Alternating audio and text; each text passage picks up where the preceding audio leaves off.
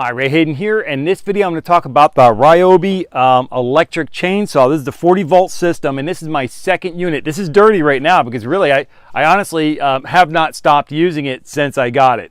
The old system had a hole in the center, which kind of looked quite a bit like this thing in the side here, and in which you drop the battery into the system like so. You just dropped it in the top in a nice hole, and it was fully surrounded by the unit. But this one here is supposedly more efficient, quieter, you know, and everything else. And I sort of kind of like the balance of the thing. Doesn't seem like it's that much difference, but it has a good balance to it. But so did the other one. And the battery just goes right in the side, slap it into place, everything's good to go.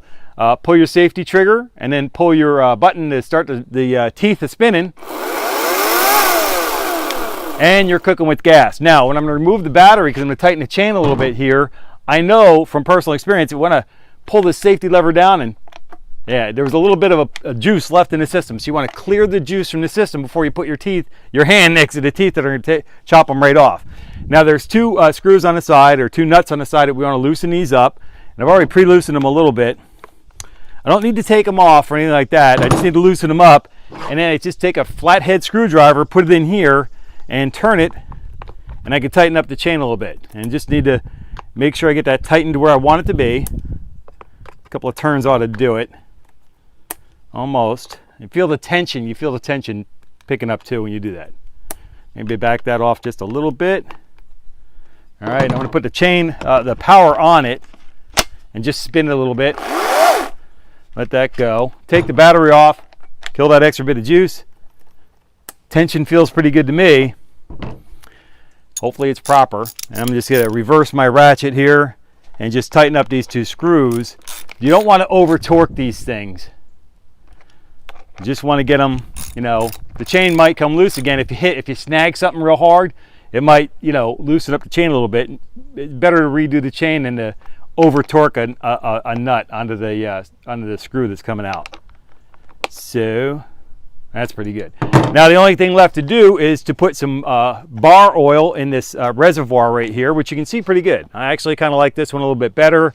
You can see where things are going. You can see all that dirt on there. So I'll clean this up, put some bar oil in there, and get that done. Now, my wife, Misdemeanor, and I were looking at different chainsaws and everything, because I killed the old one. I was like, I need to get out here and do a whole lot of trimming, get the trees raised up a little bit so I don't smack my head on the limbs while I'm driving around under there.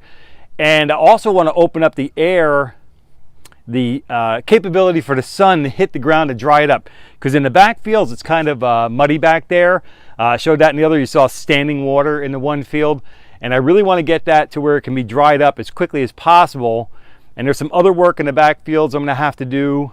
I'm really not sure what I'm going to do with that yet. But I'm looking at different options right now, doing the research up front so I can do it in the most effective and efficient manner.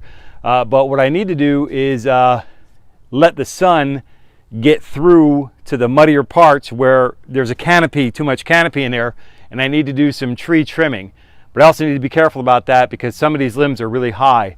I might show that in one of my upcoming videos. I might show what I'm faced with.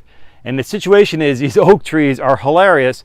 Number one, this one next to us over here, let me just spin the camera around a little bit and maybe we can see it's not too blown out, I hope. This one right here has a couple of limbs that are heavier. Sorry for all crooked and everything. But there's a couple of things, limbs on there that weigh more than a city bus. You know, they're very, very large limbs and they're very heavy. This thing here has a heck of a wingspan on it. But some of the limbs will grow up, right? Then they make a beeline towards the ground and grow on the ground. My neighbor across the street has a couple of limbs that actually hit the ground, bounce back up, and are sticking up in the air again. So they're actually hitting the ground. I don't know why they do that, but I got a couple of trees out here behind the camera that one tree is leaning off this way and when the other tree is leaning off that way because they're too far apart to grow together and make a nice strong base. This tree over here that I showed you a minute ago, that tree is like 4 different trees that were growing real close together and they grew together and made a nice big solid base for each other for support and all that. That tree over, these two trees over there, and there's 2 other trees in the shady field, they're not doing that. When these big limbs grow off in a crazy direction, if I don't get them trimmed down, they're just going to pull the whole tree over and kill the tree, right? So in order to protect the tree, you got to pull off some of the unbalanced limbs out of the way. And so that brings me back to this electric 40 volt system on the Ryobi chainsaw here. I really, really like the performance. All of the property that I've regained or reclaimed on the property here, all of that cutting was either done with with this chainsaw, the previous version of this one, which did far more work than I ever intended it to do, as so this one has already as well. And or even with a manual, I have a pole saw, because sometimes you're not going to get up 18 feet in the air with this thing. I'm not going to do that. But I have a saw at the end of a pole, and that goes up 16, 18 feet, and I can use that to cut off skinnier limbs. I don't want to do a 12-inch limb on that thing. It'd take me all day sawing on that thing. But the other ones, I can get the limb down, and then with the chainsaw, I can go ahead and just chop it all up and put it in a fire bin and get rid of it that way. All right. So my review on the batteries. Oh, I want to make a note about the batteries on these things. A lot of the guys and gals out there will have these batteries and they say, oh, I got another dead battery. I used the battery, I put it on the charger, and it's giving me that green and red flash of death that this thing's just not going to work. It's a defective battery. I returned 2 of my batteries originally until I discovered what was really going on is I just got done using the battery. I used it until the battery stopped. I couldn't use the chainsaw or the blower or whatever it was I was using in the 40 volt system. I used up all the battery. So the battery, when it's depleting all its energy, gets hot. When the battery's hot, it won't recharge, and you'll get that the blinking light of death saying you got a defective battery. It even says on the charger that it's a defective battery, and it's like, it's not. What you have to do is you have to let this thing cool off. Maybe let it sit for an hour, half hour, something like that. Try it again. If you get the defective battery light, take it off, let it sit for an hour, and then try it again. And it should, at an hour and a half, 2 hours, you should be able to put it back on the charger. Now the other thing is this is a 2.6 amp battery. This is a pretty weak battery. This, I haven't even gotten, the battery that comes with this particular one is a 4 amp hour battery, which is the strongest battery I have. I only got 1 of them. The other one I have is a 3 amp, and then I have 2 of these, and then I have a small one that's not even 1 amp per hour, right? All of the work that I've been able to do since I got this new one, I have yet to put the 4 amp battery on there because I have 5 batteries in total, and I either run out of bar oil or I get tired because I've done too much work out there in the heat to where I could just come back and do that.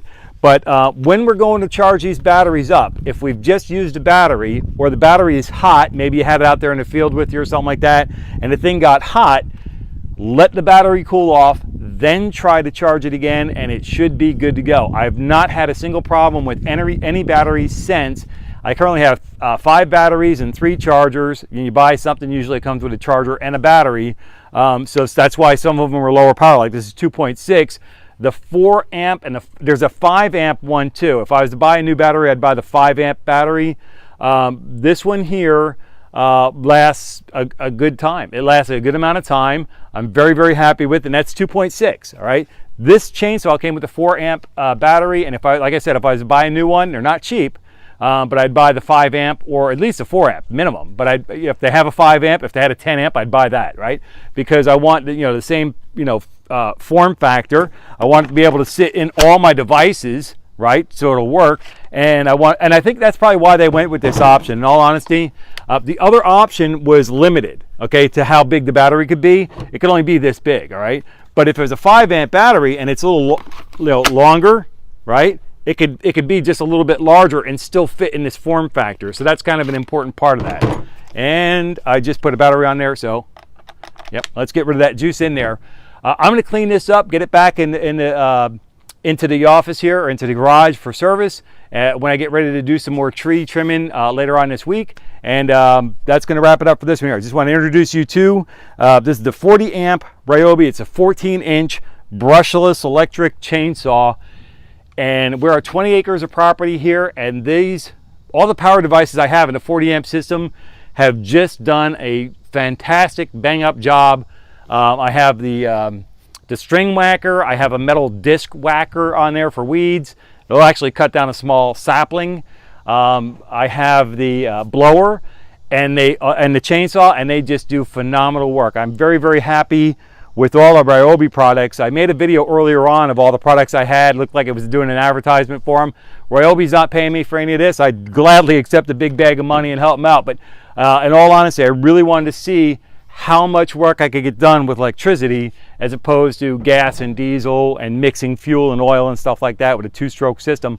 I just wanted to see what I could get done with the tools that I have, and I got to tell you, the electric saw has done far more than I expected it to do, and I can see that it's going to do a whole lot more in the future. So I'm very happy with the Ryobi system, and I greatly appreciate it. They haven't paid me any compensation for it. These are my own honest, forthright opinions, and that's the way I got to be with anything I review or anything I talk about or anything like that. It is my honest opinion. If I had a bad opinion about something, I probably wouldn't even review it. But anyway, so that's going to wrap it up for this one. Don't forget me to give it a thumbs up, like this video, make the comment below. Let me know you came by to say hi. If you haven't already done so, please subscribe to the channel. I greatly appreciate the growth on the network. And until I catch you in the next video, take care and be well.